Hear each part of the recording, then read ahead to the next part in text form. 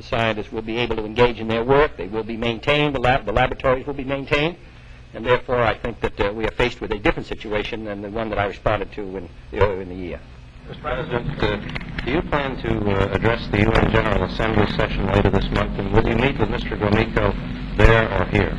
Well, I plan to address the United Nations General Assembly later this month.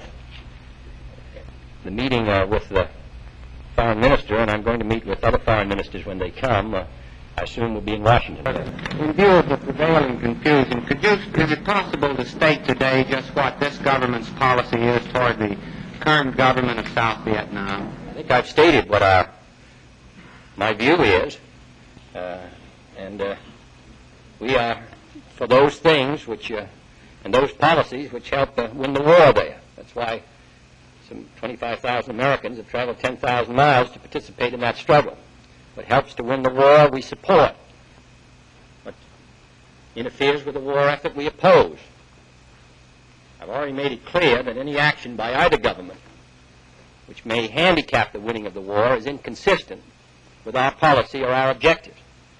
This is the test which I think every agency and official of the United States government must apply to all of our actions.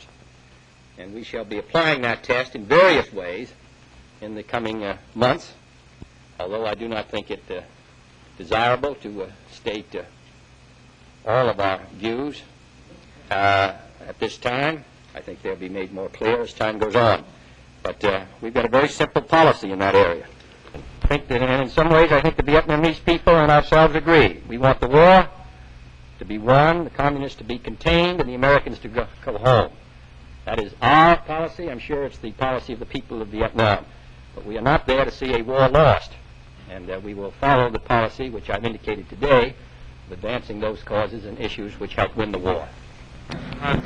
Some opponents of the Test Ban Treaty have expressed the fear that once the treaty has been ratified, it might then be possible later, by executive action, to amend the treaty but so as to further limit the freedom of action of the United States.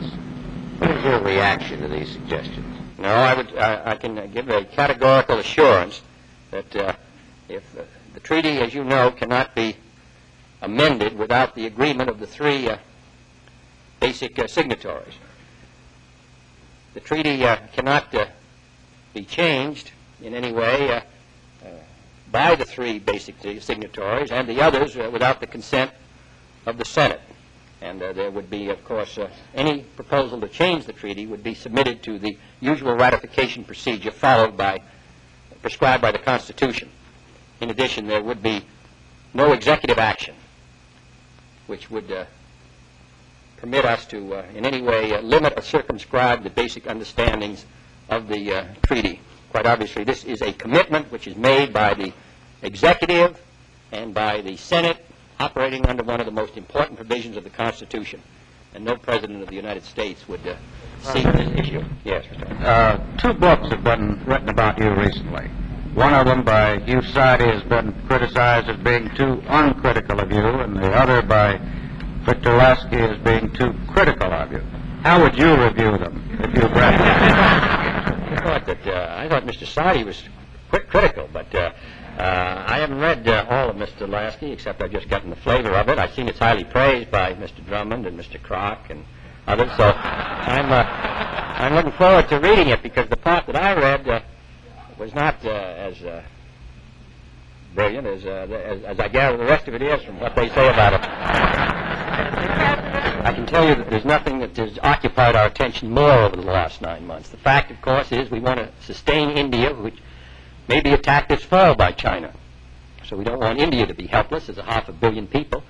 And, of course, if that country became fragmented and defeated, of course, that would be a most destructive blow to the balance of power. On the other hand, everything we give to India adversely affects the balance of power with Pakistan, which is a much smaller country. So we're dealing with a very, very complicated problem because the hostility between them is so deep. George Ball's trip was an attempt to lessen that. I think we're going to deal with a very unsatisfactory situation in that area. My judgment is that finally Pakistan would not make an alliance with China. I think she'll continue to make it very clear to us her concern about the rearmament of India, and her strong conviction that she must not be put at a military disadvantage in relationship to India.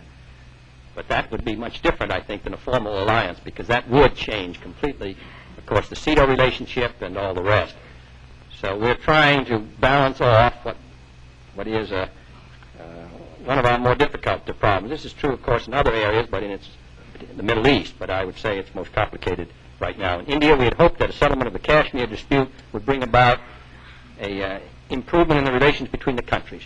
But Kashmir is further from being settled today than it was 6 months ago. So I think we're just going to have to continue to work with this one. Thank you. Thank you. Oh, okay.